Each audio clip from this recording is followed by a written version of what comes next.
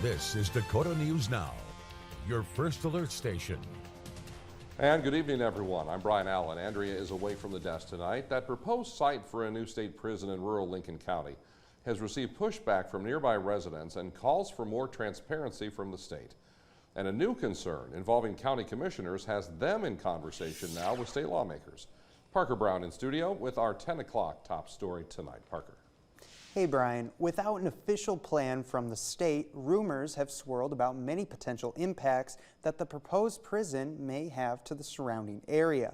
One of those potential impacts that is worrying commissioners is the extra costs that the county might face. I think I've had more contacts on this particular prison situation than we've had when we were going through that turmoil about whether to put windmills in Lincoln County or not. There are a number of concerns raised and few answers from the state at this time when it comes to the new men's prison. Lincoln County Commissioner Jim Schmidt says that one of the concerns he has is the potential that the county would face extra costs to defend incarcerated individuals in court. It does have some real financial implications as far as our budget is concerned because we don't have any extra money to pass around at all.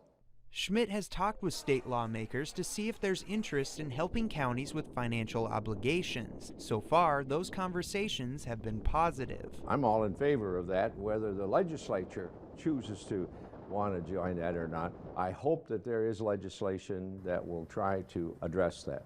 Sioux Falls Representative Greg Jamieson says that he has not heard directly from other lawmakers on potential legislation, but he has heard the same rumblings about the growing interest to do so. I think when you consider any additional costs that may be incurred to a county or municipality for having a new prison built in their area, I think you'll see most legislators are going to be receptive to helping and participating in trying to make that new prison happen without causing a burden for anybody.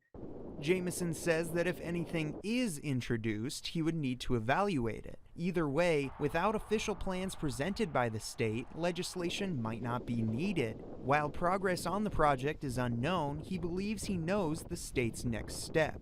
I think what's happening today as we speak, the state is doing their preliminary work and or due diligence to determine whether or not construction on that ground will work. Some soil samples and other things.